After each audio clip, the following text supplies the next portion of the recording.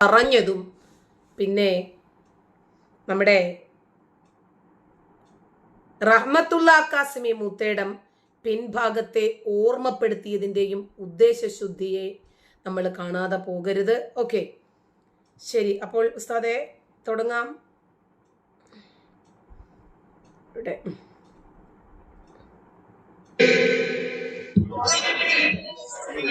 You can't oppose it in broad daylight on the road with a veil on. Mommy groups, parenting videos, പരസ്യമാണ്. തെരഞ്ഞെടുപ്പ് റാലിയിൽ പെണ്ണുങ്ങൾ കുലുക്കിയ ചന്തി തന്നെ ഉസ്താദ് ശ്രദ്ധയോടെ നോക്കി നിൽക്കാൻ കാരണം ഇതാണ്. മനസ്സിലായോ? അതായത് ഇസ്ലാമിൽ ഇതിലൊക്കെ ഭയങ്കര സ്ഥാനമാണ്, ഭയങ്കര പവിത്രതയാ. തന്നെയുമല്ല, സ്ത്രീകളുടെ ഗുഹ്യഭാഗത്തെ രോമം പറിക്കുവാണോ വടിക്കുവാണോ എന്ന് നോക്കിക്കൊണ്ടിരിക്കുന്ന ഒരു പറയം പടച്ചോനാണല്ലേ, ശരി, പടച്ചോൻ. ഈ പറയനെയൊക്കെ എന്തുവാടെ പറയേണ്ടത്? പുരുഷന് വടിക്കാം, പെണ്ണ് പറിക്കണം. മുംതാസ് എവിടെ നടി മലയാളം പഠിച്ചത്? അക്ഷരങ്ങള് എവിടുന്ന പഠിച്ചേ? ആദ്യം നല്ല രൂപത്തിൽ ഒരു പച്ച തെറി എഴുതാൻ അക്ഷരത്തെറ്റില്ല, അതൊന്നും പഠിച്ചിട്ട് വാച്ചല്ലേ. അപ്പോ നമ്മൾ നിന്നെയൊക്കെ പരിഗണിക്കാം. മലയാള ഭാഷയെങ്കിലും എഴുതാനും വായിക്കാനും അറിയുന്നവരാണ് എന്ന മാനദണ്ഡം നിനക്കൊക്കെ കിട്ടും. അല്ലെങ്കിൽ നമ്മളെടുത്ത് ചവറ്റുകുട്ടയിലേക്ക് എറിയും. ചെല്ല്. പറ്റുമെങ്കിൽ നമ്മുടെ കാസിമി മൂത്തേടം പറഞ്ഞതുപോലെ എന്തെങ്കിലും കുലുക്കാൻ പറ്റുമെങ്കിൽ ഒന്ന് കുലുക്ക്. ചെല്ല്, കുലുക്കാനുണ്ടെങ്കിൽ. അല്ലെങ്കിൽ ഉസ്താദ് പൊറോട്ടയ്ക്ക് മാവ് കുഴച്ച് വെച്ചിരിക്കുന്നത് പോലെ ചന്തി ഒന്ന് കുലുക്കിയാലും മതി. തൽക്കാലം ഉസ്താദ് അതുകൊണ്ട് അങ്ങോട്ട് തൃപ്തിപ്പെട്ടോളൂ. ചെല്ലടി. പർദ്ദയിട്ടിട്ട് ചന്തി കുലുക്കി കളി, റോഡിൽ പച്ചപ്പകലിൽ. നിങ്ങൾക്ക് അതിനെ എതിർക്കാൻ പറ്റൂല. എന്തുകൊണ്ട്? എതിർത്താൽ നിങ്ങളുടെ തറവാടുകളിൽ നടന്ന ചന്തി കുലുക്കി കളികൾ ഒരു ഡൗൺലോഡ് ചെയ്ത് കാണിച്ചു തരും. എന്തുകൊണ്ട്? നേതാക്കന്മാര് വീട്ടിലൊരു കല്യാണം ഉണ്ടായാൽ ഇതാണ് കളി. ഇതെന്തുകൊണ്ടാണ് നടക്കുന്നത് എന്ന് പറഞ്ഞു. ഇത് ഏതെങ്കിലും ഒരു കുടുംബത്തിന് മാത്രം ബാധകമല്ല. മലബാറിലെ കല്യാണത്തിന് മാനദണ്ഡം ആകെ കോണിക്ക് വോട്ട് ചെയ്യോ അരിവാളാണോ എന്ന് മാത്രമേ നോക്കിയുള്ളൂ. 10% വർഗീയവാദികൾ ഇല്ലാത്ത കേരളത്തിൽ വലിയ ശതമാനവും ജനാധിപത്യ വിശ്വാസികളാണ് ഹിന്ദുക്കളും ക്രിസ്ത്യാനികളും ഒക്കെ. അതേ സമയത്ത് ജമാഅത്തെ ഇസ്ലാമിയ UDF കൂട്ടുകൂടി ഈ നിലക്ക് മുന്നോട്ട് പോയാൽ വളരെ സമീപമായ ഒരു ഭാവി കേരളം വർഗീയവാദികൾ ഭരിക്കും. ഒരു പെൺകുട്ടിക്ക് പെട്ടെന്ന് കല്യാണം വന്നു, വീടില്ല, വാടക വീട്ടിൽ 3 സെന്റ് ഭൂമിയില്ല. 3 സെന്റ് ഭൂമി ഉണ്ടെങ്കിൽ പഞ്ചായത്തിൽ എഴുതി കൊടുത്താൽ പഞ്ചായത്ത് വീട് കിട്ടും. അതിന് ഇവർക്ക് എന്തും ഇല്ല, 3 സെന്റ് ഭൂമിയില്ല. അങ്ങനത്തെ ഒരു പെൺകുട്ടിക്ക് ഒരു കല്യാണം വന്നു. ഞാൻ ഓരോന്നും പച്ചവെള്ളം പോലെ അറിയുന്ന സംഭവം പറയുന്നു. എവിടുന്ന് വന്നു? നല്ലൊരു തറവാട്ടിൽ നിന്ന്. അത്യാവശ്യം ഞാമത്തുള്ളവര്, ഗൾഫിൽ ജോലിയുള്ളവര് എല്ലാം ഉണ്ട്, ഞാമത്തുണ്ട്. ഈ പെൺകുട്ടി എന്നാലും നാളെ ഗൾഫിലേക്ക് കൊണ്ടുപോകാൻ സൗകര്യങ്ങളുണ്ട്. സന്തോഷിച്ച്. അല്ല ഫസീല, ഞാൻ നരകത്തിന്റെ അടിത്തട്ടില്ല. നീ ഏതെങ്കിലും തട്ടിലുണ്ടോ സ്വർഗത്തിലെ? ആരെങ്കിലും പറഞ്ഞോ സ്വർഗത്തിന്റെ റിസർവേഷൻ ടിക്കറ്റ് കിട്ടിയോ? പിള്ളാരെ, ആദ്യം നീയൊക്കെ നബിക്ക് സ്വർഗം കിട്ടിയോ ഇല്ലേ എന്ന് നോക്ക്. ചെല്ല്. അത് കഴിഞ്ഞിട്ടല്ലേ മറ്റുള്ളവരുടെ സ്വർഗവും നരകവും ഒക്കെ നോക്കി നടക്കേണ്ടത്. ആദ്യം നമ്മുടെ നബിയണ്ണനെങ്കിലും സ്വർഗം കിട്ടിയോന്നൊന്ന് പോയി നോക്ക് പിള്ളാരെ. ചെല്ല്. അപ്പോൾ സ്ത്രീകൾ അങ്ങാടിയിൽ ഇറങ്ങി മുഷ്ടി ചുരുട്ടി മുദ്രാവാക്യം വിളിക്കുന്നത് നമ്മുടെ രീതിയല്ലാന്ന്, നമ്മുടെ ചര്യയല്ലാന്ന്, അത് ശരിയല്ലെന്നാ പറയുന്നത്. സ്വാഭാവികമായിട്ടും അടുത്ത ഒരു ചോദ്യം ഉണ്ടാകും, എന്താണ് നമ്മുടെ ചര്യ? ഇസ്ലാമിനെ വിമർശിക്കരുത്, മുസ്ലിങ്ങളെ വിമർശിക്കരുത്. ഇസ്ലാമിന്റെ വിശ്വാസങ്ങൾ, ആചാരങ്ങൾ, അനാചാരങ്ങൾ, വിശ്വാസങ്ങൾ, അന്ധവിശ്വാസങ്ങൾ, തെമ്മാടിത്തരങ്ങൾ, ജനാധിപത്യ വിരുദ്ധതകൾ, അന്യമത വിരോധങ്ങൾ, കൊള്ളകൾ, കൊലകൾ, ബലാത്കാരങ്ങൾ, ഇതൊന്നും പറയരുത്. പറഞ്ഞാൽ നമുക്ക് കുരു പൊട്ടും. എന്നാ പിന്നെ ഒരു കാര്യം ചെയ്യാം. ഇന്ന് നമ്മുടെ ജോസഫ് മാഷിന്റെ കൈവെട്ടിയ കാലഘട്ടമല്ല,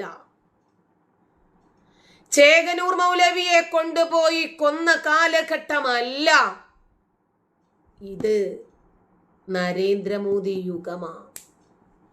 നിങ്ങൾ അങ്ങനെ അങ്ങ് ഉമ്മാക്കി കാണിച്ച് പേടിപ്പിച്ചാൽ ഉടനെ പേടിച്ചൊതുങ്ങി മിണ്ടാതിരിക്കുന്ന ആളുകളല്ല. നമുക്ക് ഫ്രാൻസില് ഷാർലി എബ്ദോ എന്ന് പറയുന്ന കാർട്ടൂൺ മാസികയില് നബിയുടെ ഒരു കാർട്ടൂൺ ചിത്രം അച്ചടിച്ചു വന്നതിന്റെ പേരില് ഷാർലി എബ്ദോ എന്ന് പറയുന്ന കാർട്ടൂൺ മാസികയുടെ ഓഫീസിന് ഈ തീവ്രവാദികൾ തീയിട്ടു. 5-6 പേരെ ഇവര് ചുട്ടുകരിച്ചു. അത് കഴിഞ്ഞപ്പോഴാണ് സാമുവൽ പാറ്റി എന്ന് പറയുന്ന അധ്യാപകൻ അഭിപ്രായ സ്വാതന്ത്ര്യത്തിന്റെ പേരില് ക്ലാസ് എടുത്തുകൊണ്ടിരിക്കുക. തന്റെ ക്ലാസ്സില് സാമുവൽ പാറ്റി, ഞാൻ മറന്നുപോകും, സാമുവൽ പാറ്റി എന്ന് പറയുന്ന അധ്യാപകൻ ക്ലാസ് എടുത്തുകൊണ്ടിരുന്നപ്പോൾ ഫ്രാൻസിലെ മതസ്വാതന്ത്ര്യത്തെക്കുറിച്ചും അഭിപ്രായ സ്വാതന്ത്ര്യത്തെക്കുറിച്ചും ആവിഷ്കാര സ്വാതന്ത്ര്യത്തെക്കുറിച്ചും മൗലിക അവകാശങ്ങളെക്കുറിച്ചും വ്യക്തമായും വെടിപ്പായി തുറന്നു പറഞ്ഞു. അതിൽ കുരുപൊട്ടിയ 18കാരൻ ബാഗിൽ പുസ്തക കെട്ടുകൾക്കിടയിൽ ഒരു മൂർച്ചയുള്ള കഠാര ഒളിപ്പിച്ചു വെച്ചു. ഇത് പറഞ്ഞുകൊണ്ടിരുന്ന ഉടനെ തന്നെ അദ്ദേഹത്തിന്റെ നേരെ ചാടി വീണ് തലയറുത്തെടുത്തു.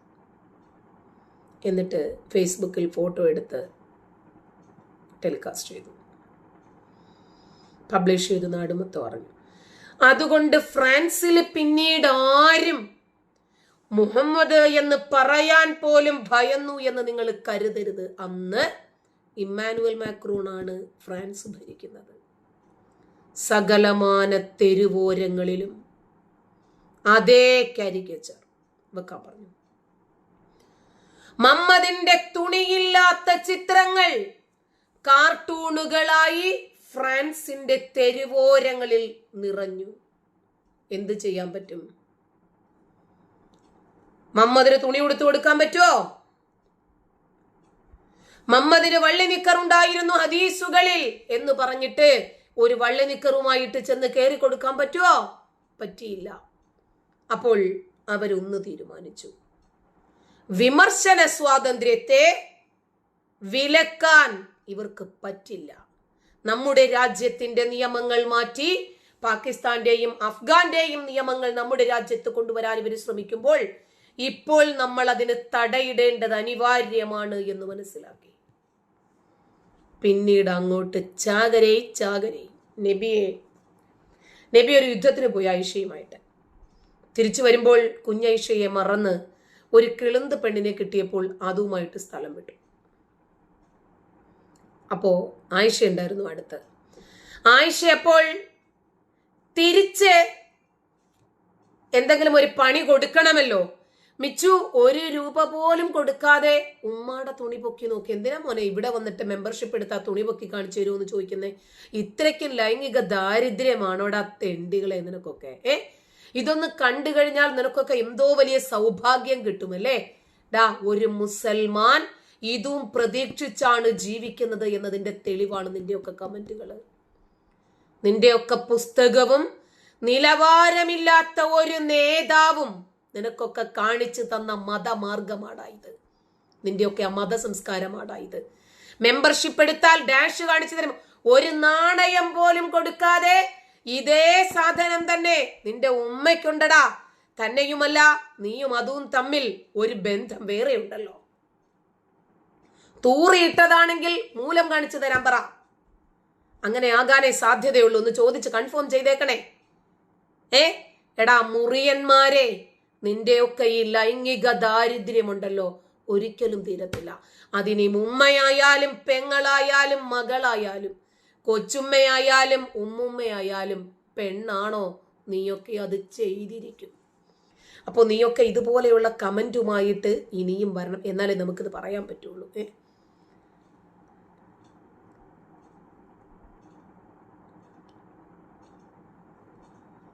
ഹംസ മലയാളം എഴുതി പഠിച്ചിട്ട് വാ, അതല്ലെങ്കിൽ ഇംഗ്ലീഷ്, ഏതെങ്കിലും ഒരു ഭാഷ നന്നായിട്ടൊന്ന് എഴുതി പഠിച്ചിട്ട് വാ. ചെല്ലു, നിന്റെ ഈ മുക്കിയും മൂളിയുമുള്ള ഭാഷകളൊന്നും ഞങ്ങൾക്ക് തിരിയത്തില്ല കേട്ടോ. നല്ലതുപോലെ ഭാഷ എഴുതി പഠിച്ചിട്ട് വാ. അപ്പോ അതുകൊണ്ട് മുഹമ്മദിന്റെ പേര് പറയാൻ പാടില്ല. അപ്പോഴാണ് ആയിഷയെ മറന്ന് മുഹമ്മദ് ഒരു കിളുന്തിന്റെ ഡാഷ് നോക്കി പോയപ്പോൾ ആയിഷ വിചാരിച്ചു മമ്മദണ്ണൻ ഒരു പണി കൊടുക്കണമല്ലോ. അങ്ങനെ സഫ്വാൻ എന്ന സുന്ദരനായ യുവാവിനോടൊപ്പം ആടിയും പാടിയും കറങ്ങി. അതിനെ ഒന്ന് ചിത്രീകരിച്ചാൽ കുഴപ്പമുണ്ടോ എന്ന് ആൾക്കാര്. ഫ്രാൻസിൽ നിന്ന് എന്തെല്ലാം വരുന്നെന്നറിയാമോ?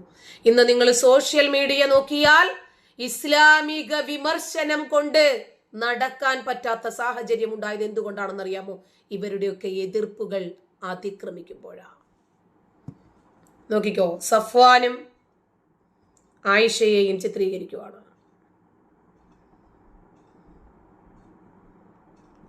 ഇവർക്കല്ലെങ്കിലേ ഇന്റർനെറ്റ് പണി കൊടുത്തിട്ടിരിക്കുക.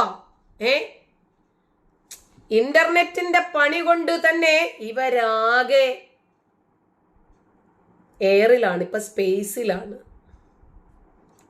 ആരാ പേടിക്കുന്നത് ഇവരെ? എത്ര പുസ്തകം വേണം, എത്ര ഖുർആൻ വേണം? നോക്കിക്കോ, ഇതൊന്ന് കാണേണ്ടുന്ന സംഗതി തന്നെയാണ് കേട്ടോ.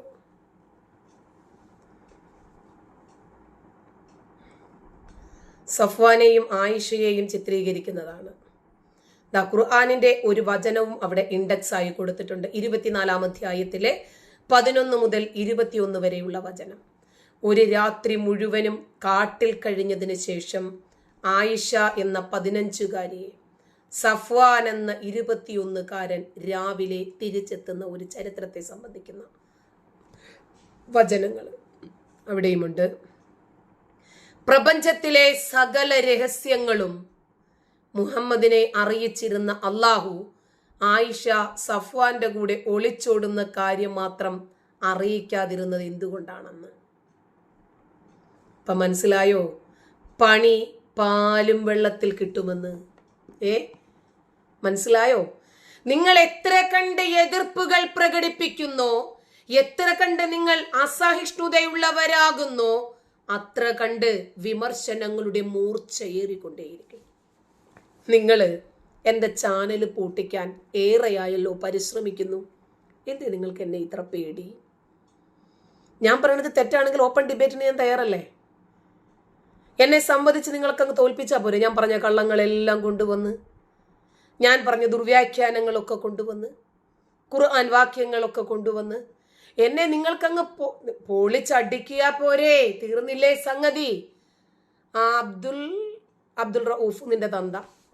അപ്പോ നിങ്ങൾക്കങ്ങ് പൊളിച്ചടുക്കി വിശ്വാസികളോടെങ്കിലും നിങ്ങൾക്കല്പം നീതി പുലർത്താമല്ലോ.